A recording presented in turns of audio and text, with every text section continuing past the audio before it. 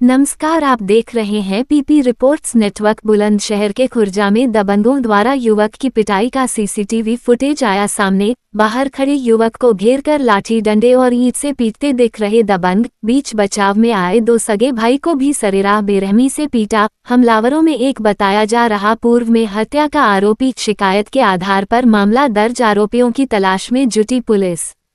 कोतवाली खुर्जा नगर क्षेत्र मोहल्ला पंजाबियान में बीती रात हुई थी वारदात। बुलंदशहर से ब्यूरो रिपोर्ट। अपने क्षेत्र की खबर देखने के लिए पीपी रिपोर्ट्स नेटवर्क चैनल को सब्सक्राइब करें।